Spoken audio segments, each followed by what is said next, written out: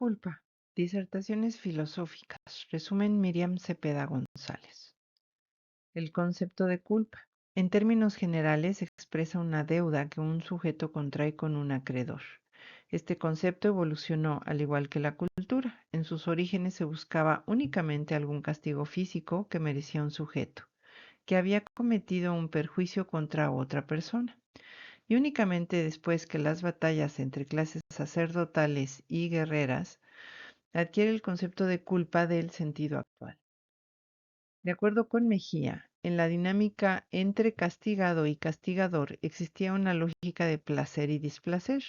El goce que provocaba el castigar fue una forma de recompensación por parte del perjudicado, ya que según Nietzsche, hacer sufrir produce bienestar, puesto que el perjudicado cambia el daño, así como el displacer que éste le producía por un extraordinario contragoce, el hacer sufrir. Estos castigos, que en principio fueron solamente físicos, lentamente se interiorizaron bajo la forma de una batalla espiritual, naciendo de este modo una serie de remordimientos morales junto con la conciencia. De este modo, la deuda de las primeras sociedades humanas se internalizó en la conciencia, dando nacimiento al concepto de culpa. Desde la perspectiva del cristianismo, la culpa traduce la deuda ontológica, el estudio del ser, que el ser humano tiene con Dios, pues el ser humano no ha creado al universo ni a sí mismo, sino que es Dios el creador de todas las cosas. Por ejemplo, Mounier reflexiona sobre que el ser humano, a diferencia de los animales, experimenta incertidumbre, no solo por el origen de todas las cosas, sino por la permanencia del mundo que habita. Y en esta necesidad por la búsqueda de certezas se presenta la idea de Dios como un pensamiento que le brinda serenidad. En consecuencia, el ser humano tiene una relación de dependencia con Dios, de manera que si el hombre comete faltas morales le falla a Dios, y en esto consiste la culpa. El hombre tiene una deuda ontológica con Dios, ya que es Él quien le ha dado el ser, la posibilidad de existir y su posibilidad de trascender.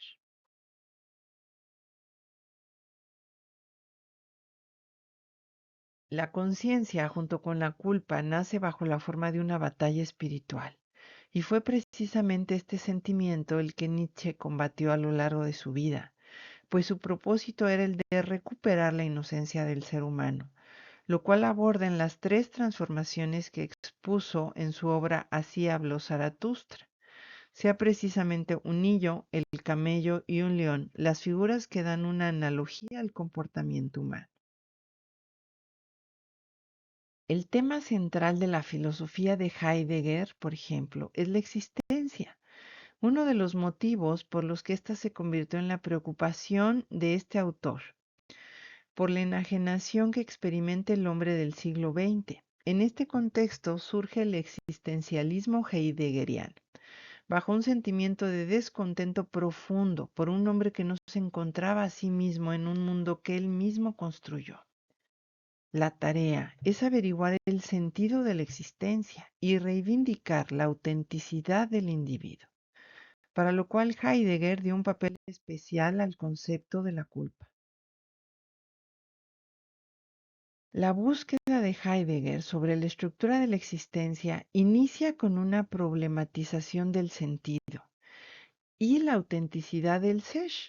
Ahí, Dasein, dando la forma de una conceptualización articulada a la experiencia de lo que él llamaba la estructura confesional del sujeto o la estructura de la subjetividad de quien se busca a sí mismo. Indica también que el ser humano es un ente a quien le interesa su ser, un ser que puede saberse y experimentarse en la autenticidad o en la inautenticidad, entre la posibilidad de conocerse a sí mismo o de perderse. El ser humano se proyecta en un mundo que existe sin significados previos y que únicamente encuentra sentido a partir de su propia existencia. Desde este punto, el ser humano se encuentra arrojado a la existencia. Él es el único que tiene el deber de hacerse cargo de sí mismo, de frente a un mundo que no tiene significados previos, y la existencia se vuelve, como afirma Redondo, se aprende asentada sobre la posibilidad de la absoluta imposibilidad de sí, la de la muerte, y esa es la posibilidad irrebasable y aquella en que cada uno no puede ser sustituido por nadie. El ser humano se enfrenta a la angustia y aparecen dos constituyentes de la estructura del Dasein, el cuidado y la culpa. Por una parte, el cuidado es definido por Heidegger como el momento de proyección y facticidad en el que la existencia se abre al mundo. El ser humano en su condición con el mundo tiene que relacionarse con objetos, se preocupa con las cosas, muestra apego y adicción a ellas. Sin embargo, la existencia, una vez que se arroja al mundo de las cosas, deja de ser auténtica, se pierde, se diluye. En el cuidado y en la preocupación de las cosas, el Dasein se encuentra lejos de sí mismo, se encuentra ocupado, disperso, desintegrado con las actividades que la costumbre dicta y que todos los seres humanos hacen, como pensar, leer, escoger y perderse en la tecnología. El ser humano, frente a la angustia, puede optar libremente por la preocupación de las cosas cotidianas, huyendo así de la angustia o por el abismo existencial que se abre con la pregunta ¿para qué? ¿Para qué soy? ¿Para qué existo? ¿Para qué vivo? ¿Para qué sufro? El ser humano tiene la capacidad de elegir. Puede elegir entre preocuparse por la cotidianidad y así vivir en la opresión de lo próximo, de lo material, de lo que se le demanda afuera, o puede optar por la posibilidad de poder ser, según Heidegger, y de este modo atender al llamado de la conciencia de una realidad inminente a vivir, que la existencia se dirige hacia la muerte, que nuestra vida tiene un inicio y un fin.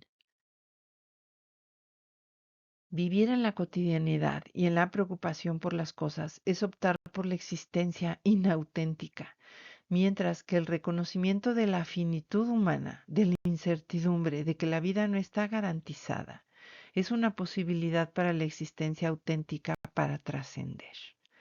En esta decisión libre y soberana surge la culpa, y por esto se le considera, según Balbé, como el núcleo de la existencia. La culpa existencial debe ser distinguida de la culpa cualitativa. La primera se refiere a la huida de las posibilidades de poder ser, a la dilución, es decir, de la autenticidad.